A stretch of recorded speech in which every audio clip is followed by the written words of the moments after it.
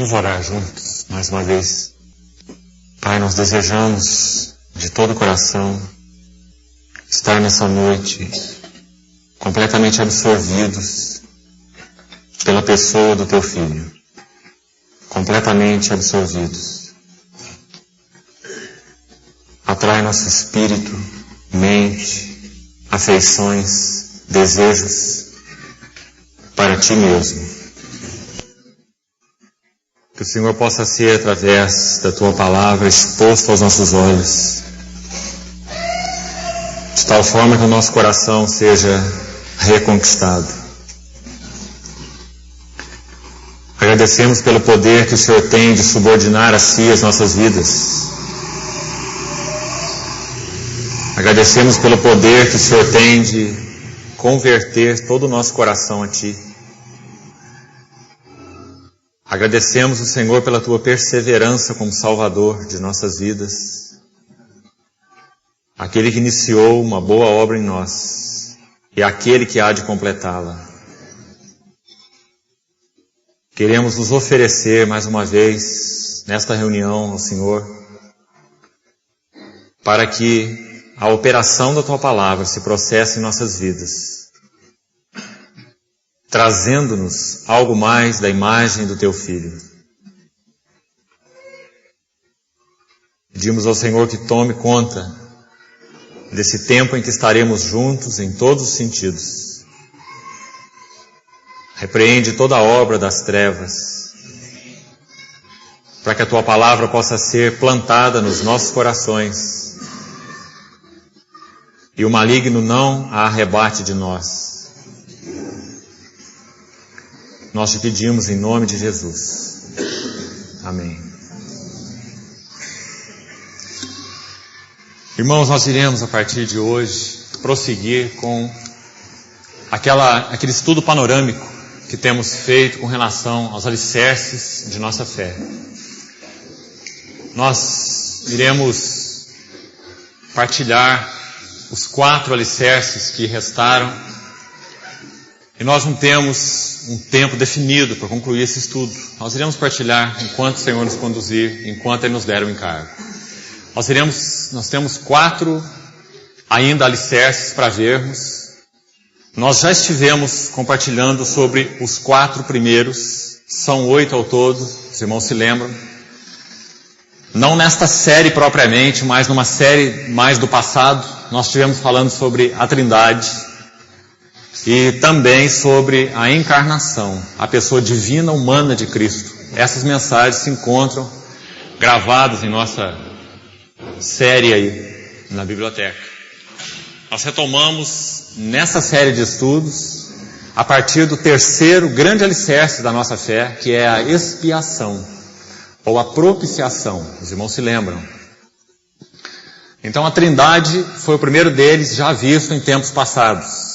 Primeiro grande alicerce da nossa fé. O nosso Deus triuno. A importância disso, da nossa visão da trindade e unidade de Deus. Depois nós vimos também sobre a encarnação, a importância da nossa visão sobre a pessoa divina e humana do nosso Salvador. Sem esse alicerce nós não temos salvação nenhuma. Porque a qualidade desse Salvador, que deveria então realizar expiação por nós, deveria ser uma qualidade divina e humana. Divina para que Deus pudesse ser satisfeito com aquela expiação, com aquele sacrifício. E humana para que Ele pudesse devidamente nos representar, porque nós somos homens e não anjos. Então o nosso Salvador não podia ser um Deus anjo, mas tinha que ser um Deus homem. Então o segundo grande alicerce da nossa confissão é que Jesus é Deus homem. Esse é o segundo grande fundamento da nossa fé. O terceiro deles, que nós então retomamos nessa série, é a expiação ou a propiciação. O que significa a cruz do Calvário?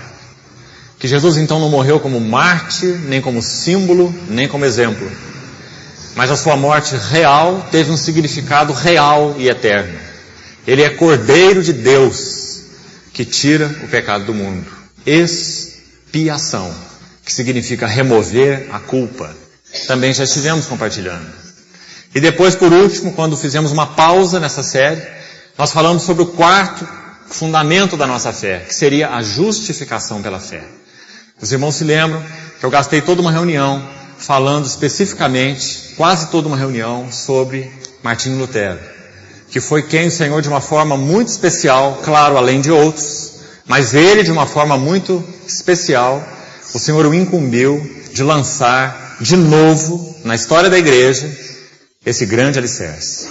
Ele disse que esse era o alicerce sobre o qual a igreja haveria de permanecer de pé ou cairia. A justificação somente pela graça, sem obra nenhuma, por meio da fé exclusivamente. Não fé na fé, fé na nossa fé, não, mas fé no Senhor Jesus Cristo, o Deus que se fez carne e que realizou então aquela obra na cruz. Nós falamos então sobre a justificação já. Hoje nós vamos retomar então e falar sobre o quinto alicerce, a ressurreição. Depois nós iremos tocar no sexto fundamento, que seria então o Espírito Santo, o significado do Espírito Santo na vida da igreja. Depois, o sétimo alicerce seria a visão do corpo de Cristo, a igreja nessa terra. Esse é um grande alicerce da nossa fé. Nós confessamos que a igreja é corpo de Cristo, que a igreja é coluna e baluarte da verdade, que a igreja é a expressão do próprio Senhor nessa terra. Esse é um grande alicerce da nossa confissão. Nós confessamos a igreja. Nós cremos na igreja. Nós não cremos nas instituições. Nós não cremos nas denominações. Nós cremos na igreja. E cremos que pertence à igreja todos aqueles que amam sinceramente ao Senhor Jesus. Então esse é um outro alicerce da nossa fé, a igreja.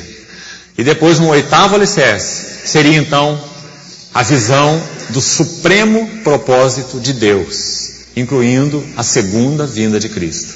Esses 8 alicerces, irmãos, resumem todo o conteúdo da Bíblia, todo o conteúdo do Evangelho, todo o conteúdo da revelação está expresso nesses 8 alicerces. Eles são tão absolutos e tão claros que o Senhor não deixou nenhuma dúvida sobre nenhum deles. Não há nenhuma dúvida na Bíblia sobre a Trindade de Deus. Não há nenhuma dúvida na Bíblia sobre a encarnação.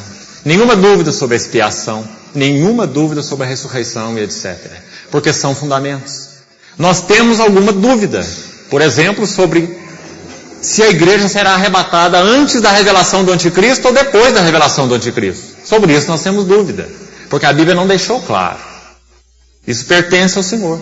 Nós saberemos quando nós formos arrebatados, né? Porque isso não é um alicerce. Isso é algo que o Senhor reservou para a sua exclusiva autoridade.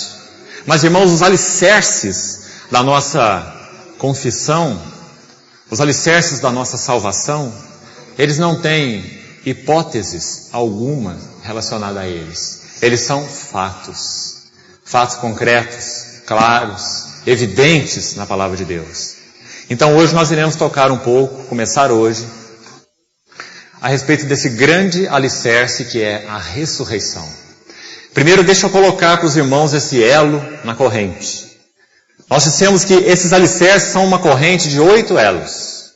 Nós estamos agora tocando no 5º elo, a ressurreição. E nós precisamos ver o lugar desse elo na corrente. O elo anterior a ele, o 4º elo, o 4º fundamento ou 4º alicerce, seria então a justificação pela fé. E o 6º elo, o que vem após esse, da ressurreição, seria o Espírito Santo. Então vamos ver o lugar desse 5º elo, esse 5º fundamento, que é a ressurreição de Cristo. Preste atenção nisso. Nós não poderíamos de maneira nenhuma ser justificados por meio da graça, pela fé, se Cristo não tivesse ressuscitado. Nós não teríamos justificação nenhuma. Como nós poderíamos ser justificados por um morto? Como nós poderíamos ser justificados por alguém que foi tragado pela morte? Como nós poderíamos ser justificados por alguém que foi corrompido pela degeneração natural do corpo humano? A Bíblia diz que o corpo do Senhor não viu corrupção e que ele foi ressuscitado dos mortos pela glória do Pai. Como nós poderíamos ser justificados por um morto? Então, irmãos, esse quinto elo, ele se prende ao quarto. Nós não temos justificação nenhuma se Cristo não ressuscitou. E esse quinto elo se prende ao sexto, porque o Espírito de Deus não poderia ser em nós esse consolador, esse exortador, esse Deus em nós, como ele disse, eu virei para vós outros. Se alguém me ama, o Pai o amará. E eu e o meu Pai viremos para ele. O Senhor disse lá em João 16, claro, na pessoa do Consolador, porque Deus é triuno. Eu e o Pai viremos para ele e faremos nele morada. Então o Espírito Santo é Deus que traz a nós o desfrute de Deus o Pai e de Deus o Filho, na pessoa de Deus o Espírito Santo. Porque Deus não é dividido em três. Nós não temos três deuses, mas um Deus. Então se o Consolador habita em nós, o Pai está em nós e o Filho está em nós. Viremos para ele e faremos nele morada. Mas irmãos, nós não poderíamos experimentar essa habitação do Espírito Santo, esse sexto alicerce da nossa confissão. Nós confessamos que o Espírito Santo habita em nós. E por isso nós somos regenerados lá no nosso espírito, pelo Espírito que habita em nós. Nós estamos sendo transformados na nossa alma, porque o Espírito habita em nós, transformando mente, emoções, vontade. E nós seremos transformados naquele dia, como Paulo diz em Romanos 8, porque o Espírito daquele que ressuscitou Jesus dentre os mortos habita em nós. E ele também ressuscitará, ele transformará esses nossos corpos mortais para ser igual ao corpo da sua glória. Quem fará isso? O Espírito Santo, não é? Porque ele é o Espírito daquele Deus que ressuscitou Jesus dentre os mortos. Ou seja, ele é o Espírito de Deus o Pai e de Deus o Filho. É um único Espírito, não é? E esse Espírito habita em nós. Então ele vai terminar a nossa salvação fazendo o quê? Glorificando nossos corpos, para que nós nunca mais vejamos a morte. É para que nós habitemos diante de Deus em espírito, alma e corpo. Nada do nosso ser será perdido. Na Nova Jerusalém você terá espírito, alma, mente, desejos. Seus desejos serão perfeitos. Você irá desejar apenas Cristo e os seus irmãos. Irá servir a Ele e aos seus irmãos. Uma vida de plenitude, de serviço, de alegria, de companheirismo, de unidade, de amor, de gozo, não é? E os nossos corpos também estarão lá. Claro que corpos glorificados, mas corpos de tal forma que a nossa identidade não será alterada. De alguma maneira eu saberei que é o meu corpo, e de alguma maneira você saberá que é o seu corpo. Corpos glorificados. Assim como o Senhor Jesus ressuscitou e aquele era o seu corpo, e não um outro corpo. Tanto era o seu corpo, que ele se colocou diante dos discípulos e disse, vede, apalpai-me, verificai. A palavra verificai ali significa, faça um exame. Faz um exame no meu corpo e veja que sou eu mesmo. Um espírito não tem carne nem ossos, como vedes que eu tenho. Né? E a ressurreição do Senhor, então, é primícias, como Paulo ensina lá em Coríntios, da nossa ressurreição. Né? Então nós podemos ter certeza que nós saberemos que somos nós. Nós, espírito, alma e corpo. Claro que hoje o nosso corpo não se assemelha ao que será. Mas nós ainda saberemos que somos nós. É o nosso corpo. Nosso corpo não ficará no pó. O Senhor irá ressuscitar os corpos daqueles que pertencem a Ele. A Bíblia é tão clara sobre isso, né? Os mortos em Cristo ressuscitarão primeiro. E depois nós, os vivos, seremos transformados. Quando o Senhor voltar, né? Então, irmão, esse quinto elo, ele se prende ao quarto e ao sexto. Como numa corrente, né? Nós somos justificados porque Jesus ressuscitou. E o Espírito Santo habita em nós porque Jesus ressuscitou. Então nós podemos fazer esse elo saltado nessa corrente. Porque desse elo depende os dois próximos. De Jesus ter ressuscitado depende a nossa justificação. Do contrário, não há justificação nenhuma. Nós ainda somos miseráveis e condenados ao inferno. Mas se Jesus ressuscitou, nossa justificação é tão segura quanto a ressurreição dele. E nós vamos ver qual texto que deixa isso claro na Bíblia. Para que você possa ter confiança. Para que você possa ter ousadia. E da mesma forma com relação ao Espírito Santo. Nós cremos que o Espírito Santo habita em nós, se é que você pertence ao Senhor. Eu creio que nem todos, absolutamente todos que estão aqui, né? Possivelmente, nem todos, pertencem ao Senhor. Mas se você pertence ao Senhor, porque conhece a Ele, foi trazido a Ele, confessou o nome dEle, crê com o seu coração, confessou com a sua boca, deu esse testemunho público através do batismo, então você é salvo. Se você é salvo, o Espírito Santo habita em você. Habita em você porque Jesus ressuscitou. Porque ele foi exaltado à destra do Pai, ressuscitado, é que ele derramou. Foi assim que Pedro pregou no Pentecostes. Ele foi exaltado. Por isso ele derramou isto que vós vedes e ouvis. Não é assim que ele prega? Primeira mensagem. Exaltado, pois, à destra de Deus, recebeu do Pai a promessa do Espírito, então ele derramou isso que vocês estão vendo. Quando eles viam aqueles irmãos, então, manifestando, né, a habitação do Espírito na vida deles, em adoração, em louvor, ministrando uns aos outros, falando a Deus, falando uns aos outros, né? Então os irmãos vejam que esse quinto elo, ele é um elo assim mais elevado, porque dele dependem o quarto e o sexto. A nossa justificação e a habitação do Espírito Santo em nós dependem da ressurreição de Jesus. Então nós vamos gastar mais tempo com esse elo. Eu queria dizer para você, irmão, e peço que você, por favor, não se sinta constrangido. Você tem toda a sua liberdade. Mas eu tenho observado que muitos irmãos têm deixado de congregar nas reuniões às quartas-feiras. Eu quero te dizer que você perde muito, a não ser que você tenha uma justificativa clara para isso. Porque nós fazemos esses estudos em série. Nosso irmão acabou de ministrar sobre Colossenses de uma forma tão rica. E poucos irmãos participaram das reuniões de quarta-feira. Eu mesmo estava em algumas delas. Umas eu estava viajando, outras eu estava com a minha esposa operada, né?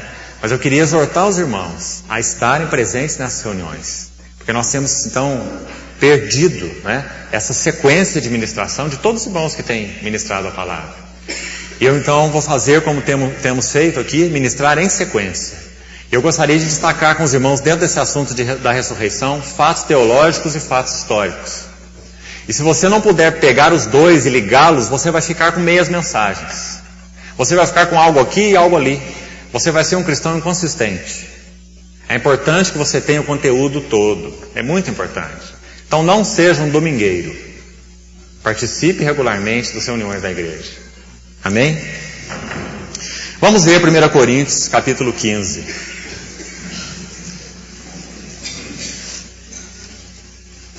1 Coríntios, capítulo 15. Hoje nós vamos falar um pouquinho sobre a base teológica da ressurreição, para depois nós falarmos das evidências históricas da ressurreição. Irmãos, as duas são extremamente importantes. 1 Coríntios, capítulo 15, nós vamos ler alguns versos, mas deixe-me reforçar de novo isso com você. Nós precisamos de uma clareza teológica, doutrinária, sobre a ressurreição. O que significa a ressurreição? O que nós ganhamos com a ressurreição? Qual o significado doutrinário, teológico da ressurreição? Isso é muito importante. Nós vamos começar a examinar hoje. Mas, irmão, se o Senhor permitir, for gracioso conosco, e eu espero totalmente nele, eu queria falar também com você sobre os fatos históricos da ressurreição. E eu peço ao Senhor, tenho orado sobre isso, para que o Senhor possa deslumbrar o teu coração. Que o Senhor possa deslumbrar o teu coração com os fatos históricos da ressurreição. Porque, irmão, todas as fontes históricas, as pessoas se gloriam tanto nas suas histórias, né? História dos romanos, história dos persas, história dos babilônios, história dos celtas e etc. As grandes civilizações do mundo. Mas, irmão, as evidências históricas, história é história. Não há como se contestar a história, não é? História é fato. As evidências históricas da ressurreição do Senhor Jesus são tão robustas, são tão firmes, que se os irmãos puderem estudar isso, se dedicar a isso, os irmãos vão ver que pessoas que não conhecem a Cristo, no sentido então de reconhecê-lo como Senhor, não são nascidas de novo, não confessam a Ele como Senhor ressuscitado, historiadores comuns, naturais, não cristãos, Eles são unânimes. E unânimes significa unânimes. 100% deles. Eles são unânimes em declarar que a ressurreição de Jesus é um fato inquestionável da história. Para eles, isso não significa nada. Eles não compreendem o que significa a ressurreição. A tremenda implicação que isso tem. Porque o Espírito Santo não regenerou esses espíritos.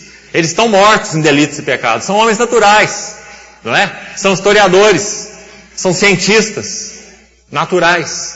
Mas eles são unânimes em afirmar que os fatos históricos da ressurreição de Cristo são inquestionáveis. E os irmãos vão ver, à medida que vamos chegarmos lá, em outras ocasiões aí para frente, dentro desse assunto, os irmãos vão ver por quê que o Espírito Santo inspirou 4 homens, Mateus, Marcos, Lucas e João, para narrarem a morte e a ressurreição de Cristo. E você vai ver que as evidências históricas que eles lançam, irmãos, são profundas. Você vai ver que o Espírito Santo montou uma cena de uma tal forma que a evidência da ressurreição de Cristo tivesse que ser literalmente engolida por aquelas autoridades. Os fariseus, os saduceus, o sinédrio inteiro, o sumo sacerdote. Eles tiveram que engolir aquilo como que garganta abaixo. Jesus ressuscitou. Eles tiveram que subornar guardas, falando assim, olha, fala que vocês estavam dormindo. Irmãos, olha a ignorância de homens cultos, homens preparados, não é? Mas olha a ignorância do que eles fizeram, porque eles não podiam fazer nada diante de um fato. Fato é fato. Então eles subornaram os guardas e falaram assim, olha, fala para o povo, divulga a notícia seguinte, os evangelistas narram isso, que vocês estavam dormindo, a guarda romana estava dormindo, e vieram os discípulos e fizeram o quê? Roubaram o corpo dele. Não é isso que está escrito na palavra? Agora, irmão, se eles estavam dormindo, como é que eles viram os discípulos roubar o corpo? Eu nunca vi ninguém ver dormindo. Não é? Isso é um absurdo, isso é uma bobagem. Não é? E olha o fato que eles divulgaram. E aquele fato é corrente entre os judeus até o dia de hoje. Então nós vamos ver fatos históricos da ressurreição de Jesus. Você vai ver o que significou aquela guarda romana guardando aquele túmulo. Você vai ver que não era um bando de crianças, não. Aquela guarda romana era a máquina de guerra do Império Romano. O Espírito Santo fez a coisa de tal forma que ele moveu o coração do sumo sacerdote, falando para o sumo sacerdote, levando o sumo sacerdote a falar para Pilatos assim, olha, Pilatos, esse embusteiro aí chamado Jesus, esse trapaceiro, antes dele morrer, ele falou que ele ia ressuscitar. Ele falou assim para os discípulos dele. Então, para que esses ignorantes não achem que ele ressuscitou, vamos colocar guardas na porta do túmulo e vamos ver como é que eles vão comprovar isso. Então Pilatos falou assim, vocês têm aí uma escolta. Se você estudar aquela expressão, uma escolta, você vai ver que aquela era a máquina de guerra do Império Romano. Ela se compunha de 4 a 16 homens, capazes de estrangular um discípulo com uma mão só. Eles ficaram montando guarda na porta do sepulcro. E os irmãos sabem o que aconteceu. Quando aquele anjo desceu, arrastou aquela pedra do sepulcro, uma pedra que pesava quase 2 toneladas. Discípulo nenhum podia mexer com aquela pedra. Quase 20 homens eram necessários para mover aquela pedra, 20 homens. Uma pedra de quase 2 toneladas, a história mostra, prova e comprova. O anjo então desceu, arrastou aquela pedra, não só arrastou, nós vamos examinar depois os textos. Impressionante, ele levantou aquela pedra, colocou num outro lugar apartado do túmulo, para que ficasse claro de que homem nenhum fez aquilo.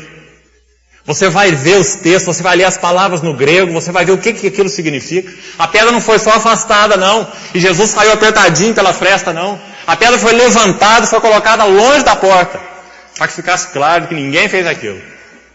Mas foi algo sobrenatural. E aquele anjo assentou em cima da pedra. E aquela guarda romana, aquela máquina de guerra do Império Romano ficou petrificada, diz a palavra. Eles ficaram petrificados, paralisados. Quando então aquelas mulheres chegaram no túmulo e o anjo deu aquela notícia da ressurreição do Senhor. E depois que eles saíram daquele estado de paralisia, eles foram dar notícia para as autoridades. Olha, não sei o que houve lá, o túmulo está aberto, não sei do corpo dele. E foram subornados para dizer que eles estavam dormindo, e enquanto eles dormiam vieram os discípulos e roubaram o corpo. Então quando nós chegarmos lá, nós vamos ver como a Bíblia é profunda nos fatos históricos da ressurreição do Senhor. Irmão, quando você confessa que Jesus ressuscitou, você não é um tolo. Primeiro, porque você creu pela ação do Espírito Santo na sua vida. Segundo, porque você confessa a história. Nenhuma fonte séria, autorizada, nenhuma fonte histórica, nenhuma fonte chamada epigráfica, ou inscrições antigas, inscrições rupestres, em pedras, inscrições antigas, epigráficas, nenhuma fonte arqueológica até hoje foi capaz de demonstrar a falsidade da ressurreição de Jesus, muito pelo contrário. Todas as fontes históricas, epigráficas e arqueológicas provam que aquele túmulo estava vazio. Então, irmão, que importância isso tem para a nossa fé? Isso tem toda uma importância. Porque se Jesus não ressuscitou, é vã a nossa fé. Se Ele não ressuscitou, é vã a nossa pregação. Se Ele não ressuscitou, ainda permanecemos nos nossos pecados. É isso que nós vamos ler agora em 1 Coríntios capítulo 15. Então esse alicerce da ressurreição, ele é tremendo na nossa confissão. Jesus ressuscitou. Ainda antes de ler esse texto, eu queria citar mais uma coisa para você. Um homem de Deus que o Senhor tem levantado para ministrar de uma forma especial a respeito da ressurreição de Cristo, nesse foco, nesse assunto. Esse irmão é autor de livros, inclusive nesse assunto. Ele estava compartilhando sobre a ressurreição de Cristo num campus universitário, nos Estados Unidos, pregando a estudantes. Ele tem feito isso em 58 países diferentes. Ele já passou por 580 universidades no mundo inteiro, pregando em campos universitários sobre o fato da ressurreição de Cristo. Então, numa dessas pregações, quando esse irmão estava ministrando, um jovem muçulmano veio até ele. E esse jovem muçulmano, antes de ouvi-lo, é claro, esse jovem muçulmano veio até ele e falou assim: eu tenho muita pena de vocês cristãos, porque vocês não sabem para onde estão indo. Quando nós queremos ter um contato com o nosso profeta, Maomé, nós sabemos onde vamos. Nós chegamos até o túmulo dele e nós sabemos que ele está lá.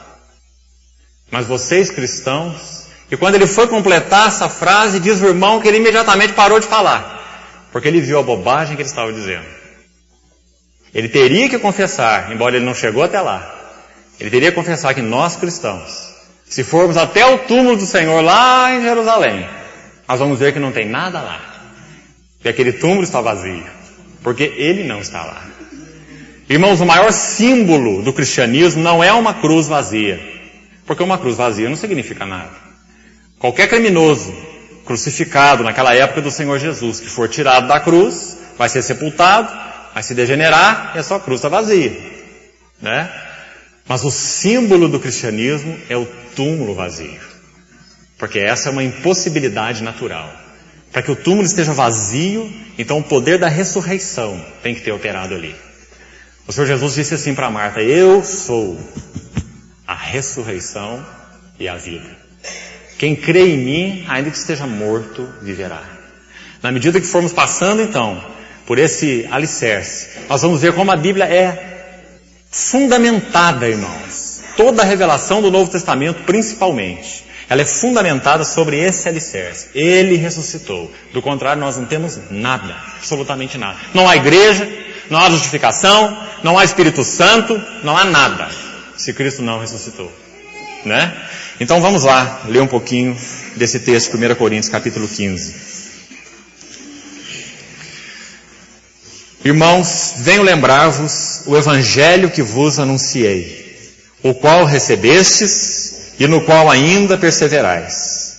Por ele também sois salvos. Veja a importância das palavras. Por esse evangelho sois salvos, se retiverdes a palavra tal como vou-la preguei, a menos que tenhais crido em vão. Agora nos versos 3 e 4, ele vai falar o que é esse evangelho? Essa palavra que salva, como ele já falou no verso 1. O evangelho que vocês receberam, no qual perseveram, por ele são salvos. Que evangelho é esse? Versículo 3. Antes de tudo, uma expressão interessante no original. Ela diz assim, é o mais importante.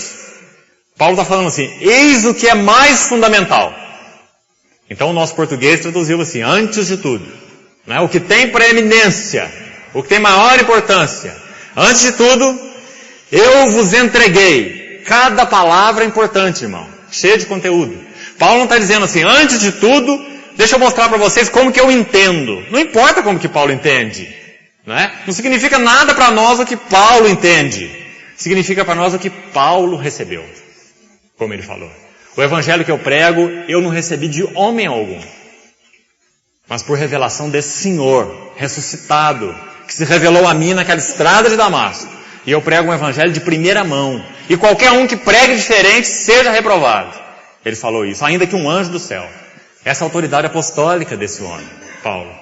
Não é? Então ele fala assim, eu entrego para vocês, não o que eu acho, o que eu penso e nem o que eu concluí, mas o que eu recebi. Essa palavra é muito importante. Ele recebeu. Não é? Eu vos entreguei o que também recebi. Paulo é um mensageiro. Né? Ele não criou nada. Ele entregou o que recebeu. Qual o conteúdo do evangelho agora, irmão? Que Cristo morreu. Esse é só o primeiro passo. Claro que não para aí. Que Cristo morreu pelos nossos pecados. Então nós precisamos separar aqui morte e ressurreição, como dois lados de uma mesma moeda. Né? Um não tem valor sem o outro. Claro, não pode haver ressurreição sem morte. Né? E a morte não tem significado sem ressurreição. Então, quando nós olhamos os dois lados da mesma moeda, nós vamos ver, daqui a pouco, chegando lá, que Cristo morreu pelos nossos pecados, lado negativo.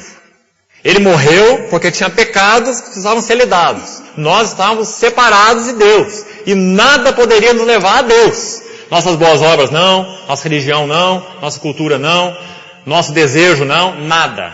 Nada podia nos levar. Então Cristo morreu pelos nossos pecados, porque nossos pecados nos alienavam. Mas isso é só meio evangelho. Então Paulo continua assim, e foi sepultado. Isso é importante para provar sua morte, que ele era um homem como nós. Um homem quando morre é sepultado. Ele foi sepultado. E depois Paulo então dá o outro lado da moeda do evangelho. O que ele diz aí na sequência? E ressuscitou ao terceiro dia. Então o que nós obtivemos pela sua morte? Está escrito aí. Vai devagar no versículo para você ver. Perdão de pecados. Né? Ele morreu pelos nossos pecados. Agora, o que nós obtemos pela sua ressurreição? Não está dito aqui nesse texto. Aqui ele só termina, ele ressuscitou ao terceiro dia. Né? E depois ele se manifestou. Mas eu vou ler com você agora mesmo um versículo que mostra o que nós obtivemos com a sua ressurreição. E por que olhar só o lado da morte é um meio evangelho? Cristo morreu pelos nossos pecados, mas e daí? Nós não podemos ter vida, nós podemos ter só perdão. Nós podemos receber sua vida é porque ele ressuscitou.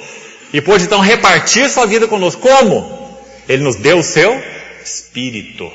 O Espírito Santo foi derramado sobre a igreja. Quando o seu lado é rasgado lá naquela cruz, João testifica com muita ênfase que do seu lado saiu sangue e água. São os dois lados do evangelho. Sangue, porque Cristo morreu pelos nossos pecados. Está escrito aí. Né? Água, porque Cristo ressuscitou para a nossa justificação. Ou seja, ele repartiu conosco sua vida. Ele nos descedentou. Ele nos regenerou. Né? A água que flui da rocha. Então, esse é o evangelho total, é o conteúdo do evangelho. Irmão, não há evangelho sem ressurreição. Vou terminar de ler esse texto, depois eu cito para os irmãos o versículo que eu abordei agora aqui. Então, verso 3. Antes de tudo, o que é mais importante, o que é preeminente, eu vos entreguei o que eu recebi, que Cristo morreu pelos nossos pecados. Duas vezes ele menciona, segundo as Escrituras. Uma frasezinha também muito importante aí, porque ele vai dizer que tudo lá atrás que os profetas falaram, seja Moisés, seja Elias, seja Isaías, seja Daniel, seja quem for, tudo que eles falaram tinha esse foco, a morte e a ressurreição de Cristo. Ressurreição inclusive. Você não pode ler Isaías 53 sem ver ressurreição, não só morte. Você não pode ler a profecia das 70 semanas de Daniel sem ver a ressurreição do Senhor e a sua morte.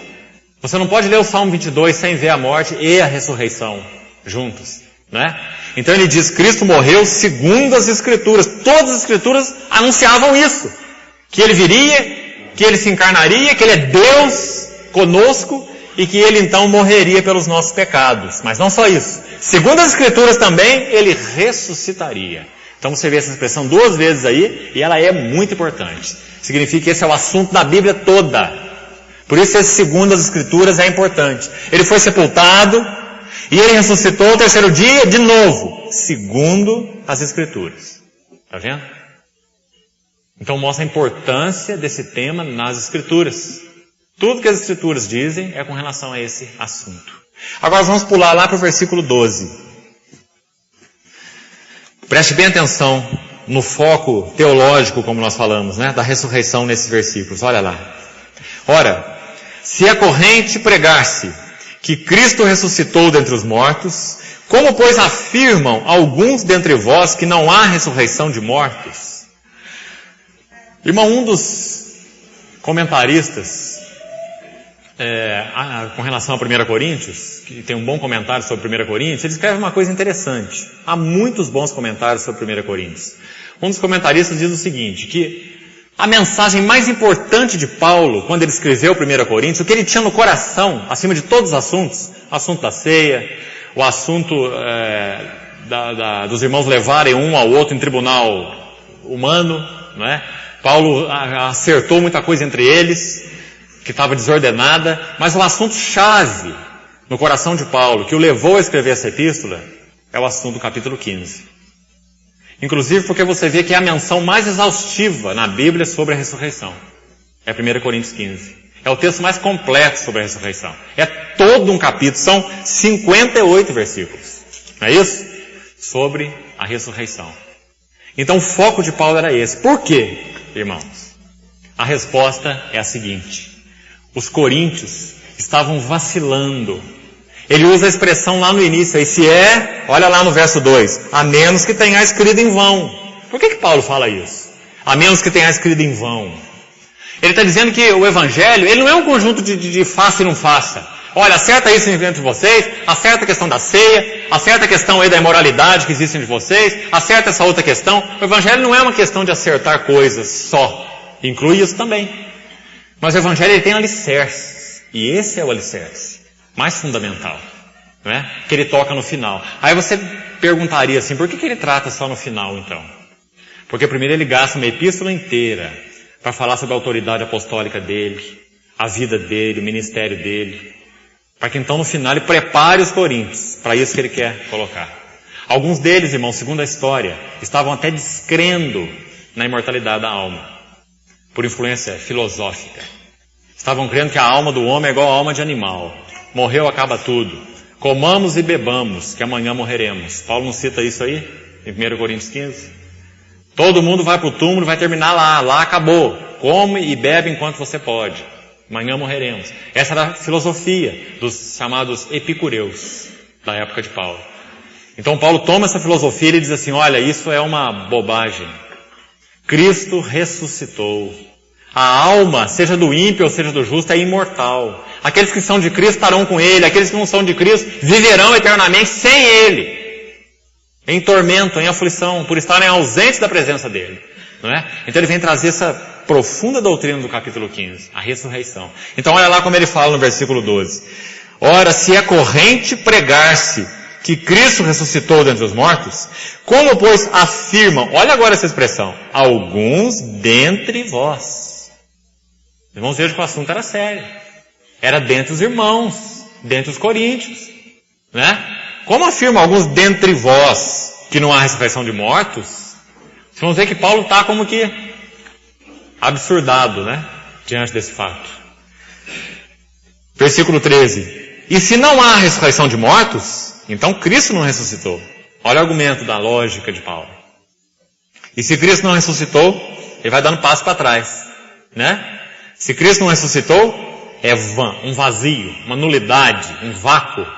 A vossa pregação, a nossa pregação, aliás, e a vossa fé. Né? E somos tidos, ele vai mostrando o quanto isso é sério. Vã a nossa pregação, vã a vossa fé. E tem mais, verso 15. Somos tidos por falsas testemunhas de Deus. Ele está dizendo, Deus é mentiroso. Se Cristo não ressuscitou, Deus é mentiroso. Né? Porque temos afirmado de Deus que Ele ressuscitou a Cristo, ao qual Ele não ressuscitou, se é certo que os mortos não ressuscitam. Né? Então, acompanhe o raciocínio dele. Porque se os mortos não ressuscitam, também Cristo não ressuscitou. E se Cristo não ressuscitou, é vã a vossa fé. E ainda permaneceis nos vossos pecados. E ainda mais, os que dormiram em Cristo pereceram. Que monte de problemas, né, irmãos? Deus é falso, a fé é falsa, a pregação é falsa, os que morreram em Cristo estão desesperados, morreram iludidos, e nós estamos mais iludidos ainda, vivendo para Ele. Não é? Então nós temos uma série de testemunhos. O mais significativo para nós, sem dúvida nenhuma, é o testemunho interno, que confere com o testemunho externo. Né? O testemunho do Espírito Santo, de que o Senhor Jesus ressuscitou. Mas nós vamos, quando chegarmos lá na questão dos fatos históricos, nós vamos ver o quanto isso é sólido. O quanto psicólogos, psiquiatras, sociólogos, pessoas que compreendem algo mais da natureza humana, eles tentaram estudar a vida daqueles discípulos, estudar a vida de Paulo. E Paulo é um fato histórico, Paulo não é um fantasma. Né? Saulo de Tarso é uma figura histórica. Então quando eles estudavam aquela vida, eles mais e mais ficavam impressionados. Ou esse homem teve uma alucinação persistente, uma alucinação de 33 anos, uma alucinação que não acaba nunca, né? Ou então Cristo ressuscitou de verdade. Porque ele era um opositor, e o mais ferrenho opositor. E quando ele encontrou o Senhor Jesus ressuscitado, ele se tornou o maior defensor. Como que o maior opositor pode se tornar o maior defensor? Baseado no quê? Numa alucinação. O que Paulo teve na estrada de Damasco foi uma alucinação que durou 33 anos, então. Que foi o tempo de vida que ele viveu pregando a Cristo, né? Que Cristo ressuscitou. A transformação de vida dos discípulos. Eles se dedicaram a estudar isso, a transformação de vida dos discípulos. O medroso Pedro, né? Medroso, covarde, como qualquer um de nós seria também no lugar dele. Como é que Pedro pode sofrer com a transformação? O que houve com ele? Tá certo que ele pode ter tido uma alucinação qualquer, né?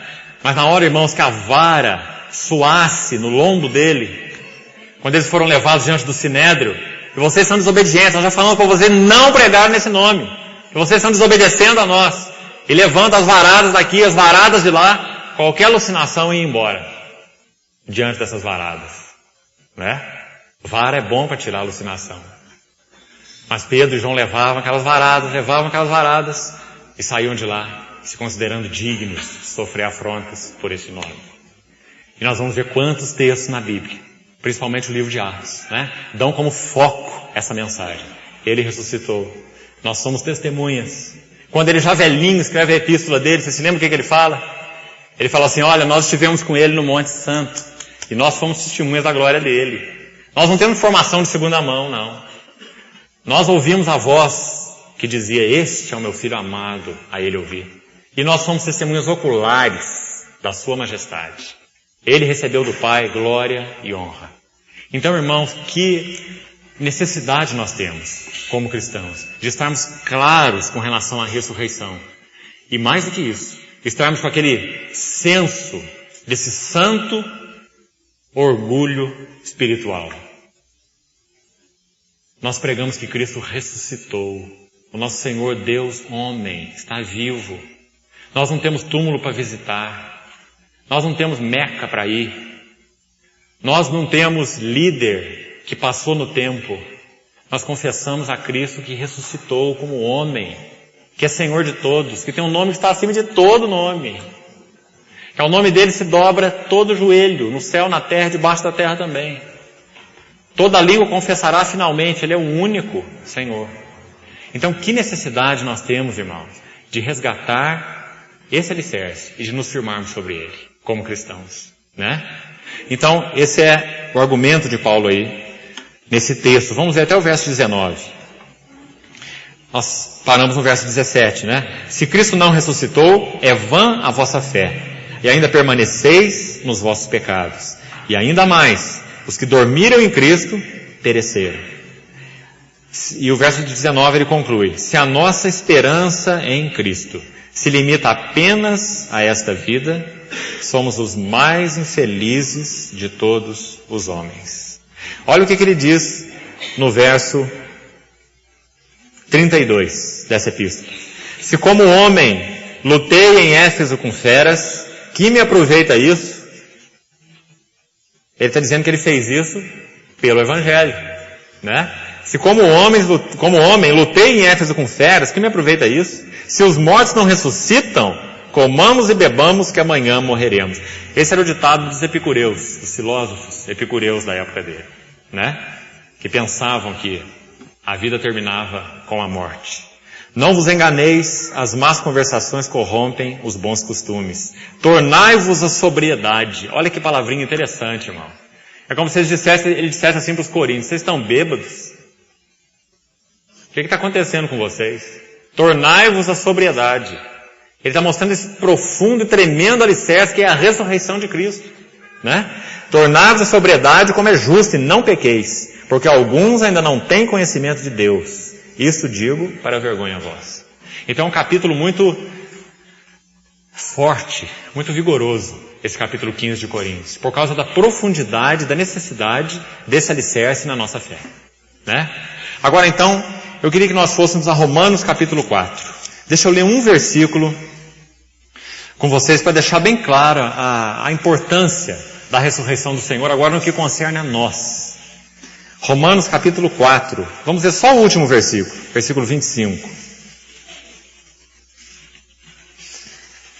Lembra o que nós vemos lá em Coríntios? Quando Paulo está falando ali o que é o Evangelho, ele fala assim: eu vos entreguei o que eu recebi, não é? Que Cristo morreu pelos nossos pecados, né? Esse é o lado, então, vamos chamar de negativo. Qual a outra parte do Evangelho, a contraparte? Ele ressuscitou, lá em Coríntios ele fala só isso, foi sepultado e ressuscitou ao terceiro dia. Mas agora em Romanos ele explica o que isso significou para nós. Então vamos olhar lá com atenção. Ele pega de novo os dois lados do Evangelho e fala assim, olha, vamos ver o 24 também. Ele está dizendo que aquela justiça que foi imputada a Abraão também será imputada a nós, se nós cremos, então, nesse Deus que ressuscitou Jesus, né? Então ele diz, também, por nossa causa, foi isso escrito, lá a respeito de Abraão, foi justificado pela fé. Posto que a nós, igualmente, nos será imputada essa justiça. A nós, que cremos, olha agora, naquele Deus que ressuscitou dentre os mortos a Jesus nosso Senhor. Agora ele mostra as duas facetas do Evangelho no verso 25, olha. O qual foi entregue, essa é a morte. O qual foi entregue por causa do quê? Das nossas transgressões. Foi o que ele já falou lá em Coríntios. Ele morreu pelos nossos pecados. Aqui ele diz, foi entregue por causa das nossas transgressões. Absolutamente a mesma coisa, né? Agora depois ele continua assim, e ressuscitou. E agora, irmãos, por que ele ressuscitou? O que diz aí? Por quê? Por causa da nossa justificação. Então agora está muito claro, né? Então agora eu queria que você visse o quão importante é isso para nós cristãos. Irmão, primeiro nós precisamos responder uma pergunta. A pergunta de cá. A outra está ligada. Você crê que Cristo ressuscitou? Você crê de todo o seu coração? A Bíblia diz que aquele que crê no seu coração e confessa com a sua boca, esse é salvo. Você crê que o Senhor Jesus ressuscitou? Se você puder dizer, eu creio, você tem que crer com o mesmo peso, com a mesma medida, nesse segundo fato aqui, é dependente dele. A sua justificação. Você vê? Porque ele ressuscitou por causa da nossa justificação. Então não tem jeito de você crer de todo o seu coração que ele ressuscitou e não ser justificado. Porque sua justificação não depende de você. Foi uma obra que Deus fez em Cristo, porque ele morreu pelos nossos pecados e ele ressuscitou para a nossa justificação. Agora é claro, irmãos, que existem evidências na sua vida que vão fazer você mesmo comprovar se você é ou não um cristão. Não é apenas o fato de você possivelmente achar que crê, não é? Mas se a sua vida foi transformada. Essa é uma das evidências da ressurreição de Cristo. Quando chegarmos lá nas evidências que eu falei, as questões históricas, você vai ver que essa é uma forte evidência. Ou seja, o fato da ressurreição de Cristo é provado, além de muitas evidências, uma delas, vidas transformadas. Como a de Paulo, como a de Pedro, como a de João, a do opositor Paulo, a do medroso Pedro, etc, etc, etc. Não é? Vidas transformadas são prova da ressurreição. Então não é apenas uma convicção intelectual. Não, eu acredito, sim, acredito que ele foi na cruz, acredito. Até os demônios acreditam. e estremecem, né? Mas essa fé, se ela é genuína, ela tem então um resultado, nossa vida é transformada. Você começa a pensar diferente, agir diferente, viver diferente, falar diferente, relacionar diferente, não é? Porque Cristo ressuscitou, e na sua ressurreição Ele nos deu sua vida. Não vivo eu, mas Cristo vive em mim. Então essa é uma das evidências, não é? Mas não vamos chegar nisso agora. Vamos ficar com o fato teológico primeiro, a questão doutrinária primeiro. O Senhor Jesus ressuscitou, você crê? Então você precisa estar seguro com relação à sua justificação. Irmão, sua justificação, como eu já falei quando compartilhávamos esse quarto elo aí, esse fundamento da justificação. Sua justificação não pode ser melhorada, porque ela já é perfeita. Sua justificação não pode ser diminuída, porque ela é absoluta. Ela não pode ser aperfeiçoada, porque ela já é completa. A sua justificação depende do seu justo Salvador, o Senhor Jesus. Se você tem conscientemente, voluntariamente, você confessa Jesus como o único Senhor, ressuscitado dos mortos pela glória do Pai, então você é salvo. Você crê com o coração e confessa com a sua boca. Essa justificação depende dessa ressurreição. Está ligada. Agora, para que você comprove se você é um dos justificados, veja se a sua vida mudou. Veja se a sua vida mudou. Para que você não se engane a você mesmo com uma fé psicológica, com uma fé intelectual, não é? Até mesmo com uma fé histórica apenas, porque fé histórica não salva ninguém. A história fornece evidências, mas a história não fornece salvação. O que fornece salvação é a pessoa do Senhor, e não a história, não é? Então, irmão, que importante examinarmos a nós mesmos, né? Você conhece a Jesus como Salvador? Você conhece? Ele vive em você. Ele é aquele que tem triunfado sobre os seus pecados. Ele é aquele que tem conduzido a você sobre vitória sobre o seu eu, sobre você mesmo. Ele é quem tem levado você a viver de uma forma mais sensível àquilo que não agrada a Ele. Sensível no falar, sensível no pensar, sensível no relacionar, sensível nas motivações. Só o Espírito Santo pode fazer isso na vida de uma pessoa. Você tem isso. Se você tem, você é um convertido. Se você não tem, você não é um convertido. Né? Então nós vamos juntar os fatos históricos, teológicos e vivenciais. E práticos. Né? Vou ler só mais alguns textos, nós vamos terminar por hoje. Rapidamente. Abra no livro de Atos. Nós vamos dar uma passeada nesse livro bem rápida. Queria que você mantivesse a Bíblia aberta. Eu vou citar vários textos, bem rapidamente, para os irmãos verem o cerne dessa mensagem na vida dos apóstolos. Quão importante é esse alicerce da ressurreição. Olha lá em Atos, primeiro, no capítulo 1, versículo 22. Só para citar alguns exemplos para os irmãos, porque são textos demais sobre esse assunto. O livro de Atos se alicerça sobre a ressurreição. Não podia ser diferente. O que aqueles discípulos tinham para pregar se o Senhor estivesse no túmulo? E os irmãos já pensaram o que aquelas autoridades, irmãos, aquilo não era também um bando de crianças tolas. Era um sinédrio inteiro de autoridades judaicas. Era um governo romano inteiro, com Pilatos, com Herodes. Os irmãos já pensaram o ridículo que eles podiam colocar o cristianismo de uma hora para outra se eles quisessem? Os irmãos já pensaram? Eles precisavam fazer uma única coisa para colocar o cristianismo em ridículo. Sabe qual que é? Procurar o corpo de Jesus. Colocar o corpo dele num caixão aberto e fazer um desfile público. Falar, olha aí o corpo dele, ó. Estão pregando o quê? O que eles estão pregando? Que ele ressuscitou, que ele venceu a morte, que ele derramou o Espírito Santo. Não é? Em um desfile silencioso, eles podiam ter acabado com o cristianismo. Mas eles não puderam fazer isso, porque não havia corpo nenhum. Só um túmulo vazio. E o Senhor ressuscitado. Não é? Então o cristianismo não podia ser posto em descrédito. Então quando você lê o livro de Atos, irmão, é muito impressionante. Porque você vê aquelas autoridades cheias de posição, religiosas e políticas, né?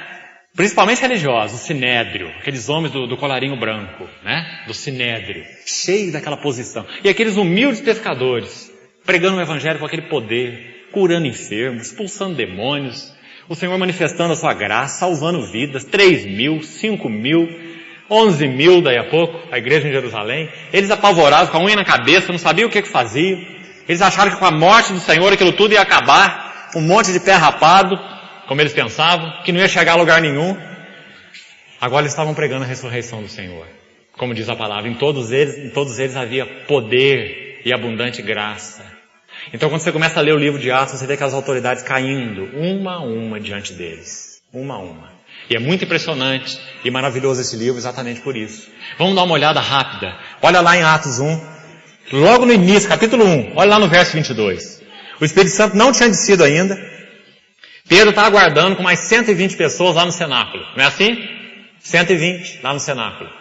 Então, ele toma a palavra aqui no versículo 16 e fala assim: irmãos, convinha que se cumprisse a Escritura, o Espírito Santo, etc. A partir do verso 16. Aí ele chega lá no verso 22, porque Judas tinha traído o Senhor, se enforcado, e aquele grupo de 12 tinha se tornado em 11. Então Pedro diz isso para eles, que era necessário que mais um, que fosse testemunho ocular, pudesse ser colocado entre eles no lugar de Pedro. Não é isso? Para que se cumprisse então a palavra, como ele cita aí o Salmo, né? Fique deserta a sua morada, e não haja quem nela habite, e tome outro o seu encargo. Está lá no verso 20 aí, Atos 1:20. Então Pedro interpreta isso pelo Espírito Santo e diz que era necessário que eles levantassem mais um homem. Agora olha aqui um requisito. Pedro fala assim: alguém, verso 21, é necessário, pois, que dos homens que nos acompanharam em todo o tempo em que o Senhor Jesus andou entre nós, olha aí, começando no batismo de João, até o dia em que dentre nós ele foi elevado às alturas, lá no Monte das Oliveiras, quando eles viram o Senhor ressuscitado, ascendido aos céus, a testemunha tinha que ter visto tudo isso, desde o batismo de João até a ascensão, não é isso? Ou seja, testemunha ocular, não era um visionário, um alucinado, nada disso, mas uma testemunha ocular. Veja a importância disso, irmão. Como o Espírito Santo dá peso ao fato histórico, não é isso? Então no versículo 22, um destes se torne testemunha conosco. Do quê? Ele não fala testemunha da morte. Tá vendo? Ele não fala testemunha dos milagres. Ele não fala testemunha dos ensinos, porque a morte não seria nada, o milagre não seria nada, os ensinos não seriam nada, se isso aí não tivesse acontecido. O que é que essa pessoa tinha que testemunhar com eles? A sua ressurreição. Você vê, irmão? Que maravilha. Testemunha da sua ressurreição. Alguém chamado Matias, não é isso? Que era alguém anônimo até esse tempo, mas que esteve entre eles desde o batismo de João. Ele foi um seguidor também, anônimo, que viu até mesmo o Senhor elevado às alturas. Então ele foi colocado naquele colégio apostólico, né? Testemunha da ressurreição. Queria que você visse essa nota aí importante. Agora vamos lá, bem rápido para mais uns textos.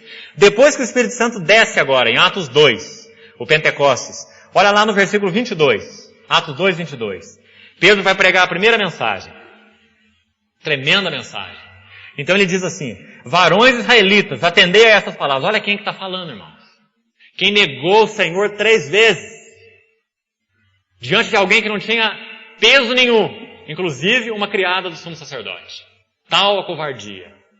Esse homem agora diz assim: varões israelitas, atendei a essas palavras. Jesus o Nazareno, varão aprovado por Deus diante de vós, com milagres, prodígios e sinais, os quais o próprio Deus realizou por intermédio dele, entre vós, como vós mesmos sabeis. Ele foi entregue pelo determinado desígnio e presciência de Deus. Está vendo? Ele está dizendo que Deus estava por trás das cenas, que esse Senhor era um grão de trigo. Ele tinha que morrer pelos nossos pecados, mas ele não seria retido pela morte, porque ele é Deus. Homem, Deus. Não é? Então, entregue pelo desígnio e presciência de Deus, vós o matastes, crucificando por mãos de iníquos. Agora o verso 24 aí, olha, o cerne da mensagem. Ao qual, porém, Deus ressuscitou, rompendo os grilhões da morte, porque não era possível que ele fosse retido por ela. E aqui eu queria tirar uma outra lição para você pensar um pouquinho, importante. Romanos 5 ensina que morte e pecado são um casal. O pecado reinou pela morte. É o que ensina Romanos 5. O pecado reina por causa da morte. A morte está no trono, então o pecado reina. Não é? Eles são um par. A morte segura tudo o que o pecado toca. A morte retém tudo que é tocado pelo pecado. A morte tem direito sobre tudo que é tocado pelo pecado. Porque o salário do pecado é a morte. Não é assim que Paulo ensina? Agora, irmãos, quando o Senhor Jesus entrou na morte, a morte passou a ter um problema muito sério. Porque agora entrou na morte quem não tem pecado. Os irmãos veem por que ele falou lá para aqueles escribas e fariseus, aquele sinal de Jonas. Lembra? Os escribas e fariseus vinham a ele e diziam assim, nos dá um sinal. Ele já tinha feito um monte de sinais, eles não tinham crido nele, porque não podiam crer, não é? Não eram das ovelhas. Então eles pediram mais um. Faz um sinal para nós podermos crer em ti. E ele falou assim, uma geração má e adúltera pede um sinal. Mas nenhum sinal lhe será dado, senão de Jonas. Irmão, o que aconteceu com Jonas? Se aquele peixe já tivesse se alimentado de alguns homens no passado, tudo bem, né? Mas Jonas foi um alimento muito especial naquela barriga. Porque a hora que Jonas entrou naquele ventre, ele provocou ali uma indigestão tremenda. De tal forma que aquele peixe teve que colocar o Jonas para fora, lá na praia. E Jesus usou essa figura. Ele falou assim, olha, Jonas, 3 dias e 3 noites no ventre daquele peixe, é o sinal que vocês precisam. Porque aqui está, ele falou assim, quem é maior do que Jonas. E assim como Jonas teve 3 dias e 3 noites lá, o Filho do Homem estará 3 dias e 3 noites no ventre da terra. Vocês irmãos estão vendo o que ele está dizendo? Irmãos, a indigestão que esse Jonas causou naquele peixe foi a mesma que esse nosso Senhor causou na morte. Porque ele entrou na morte, mas ele não tinha pecado. Então Pedro diz assim, era impossível que ele fosse retido por ela. Por que é impossível? Porque ele não tem pecado. A morte não podia retê-lo. A morte teve que expulsá-lo. Na verdade, não foi a morte que o expulsou, foi ele que triunfou sobre a morte. A Bíblia diz, destruiu a morte. Né? É como se o Jonas tivesse explodido dentro do ventre do peixe. Ele destruiu a morte, a expressão que Paulo usa. Destruiu a morte. Não há morte para aqueles que pertencem a Cristo. Né? Destruiu a morte. Esse é o peso da ressurreição de Cristo. Então é isso que Pedro prega logo na primeira mensagem. Deus ressuscitou rompendo os grilhões da morte, porque não era possível que ele fosse retido por ela. Na primeira mensagem, Pedro prega a ressurreição. Olha no verso 31.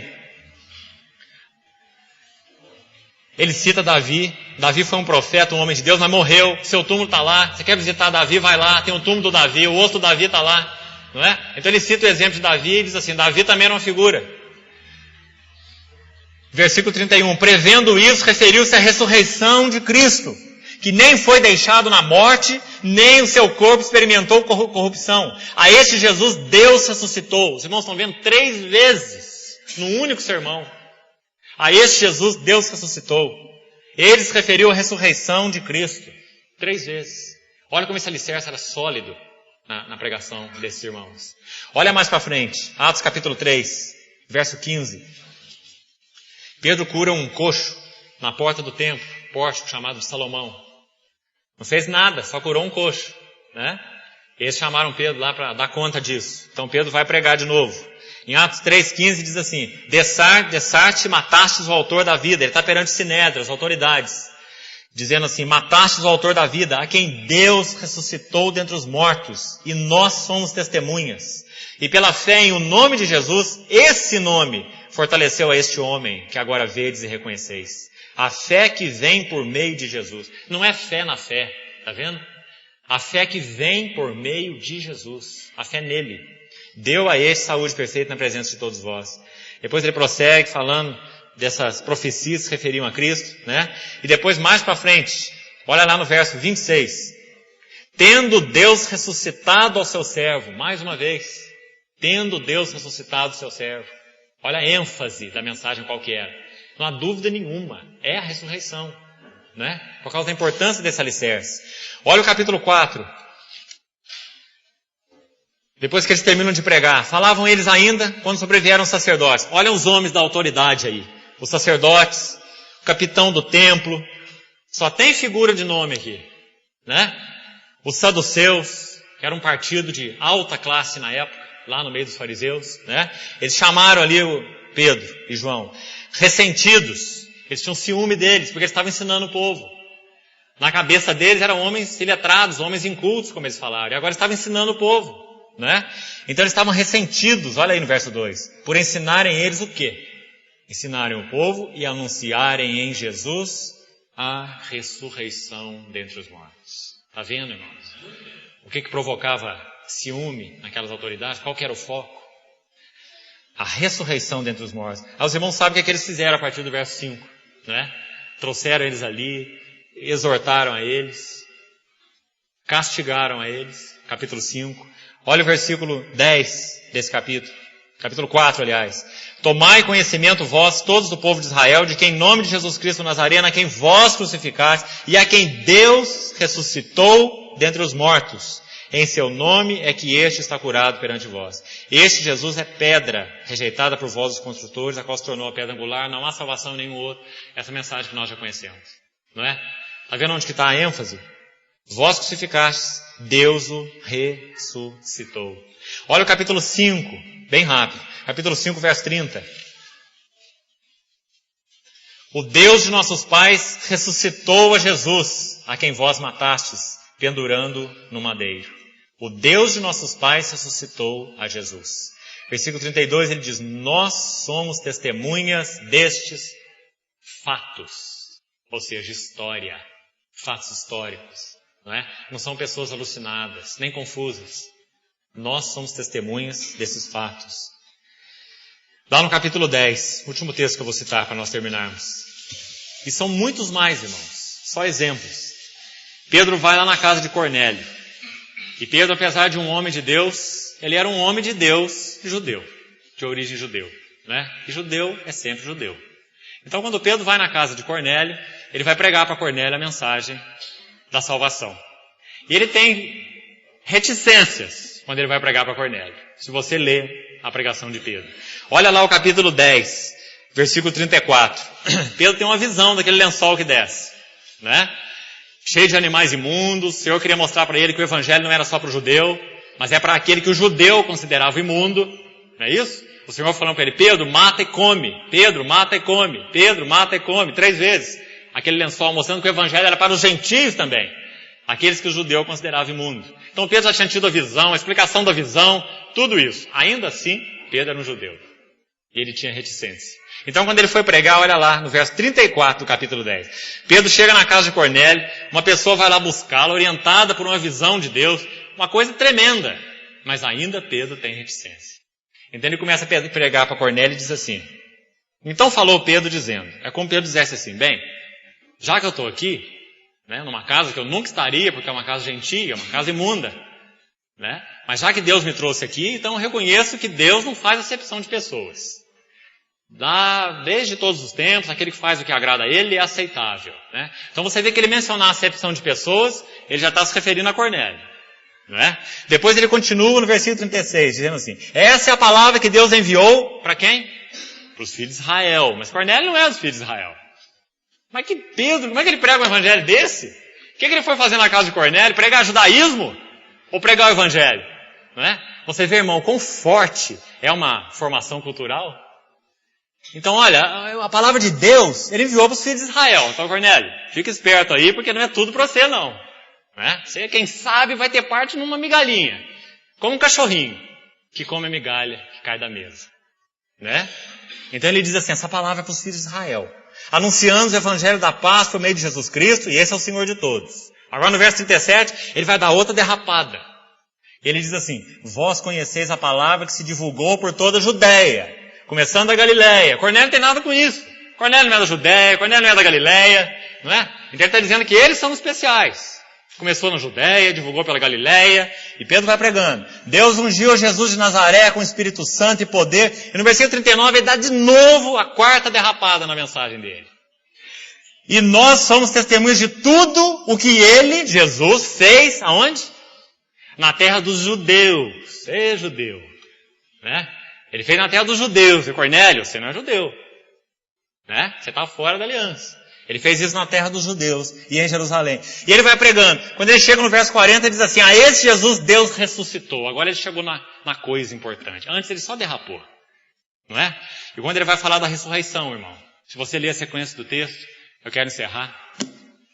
Você vai ver que o Espírito Santo, pela única vez na história bíblica, né, pelo menos, ele interrompe a mensagem do pregador. Porque Pedro já tinha derrapado demais. Não é? Então agora o Espírito Santo interrompe a Pedro. Ele corta a mensagem no meio. Pedro, fica quieto, chega já.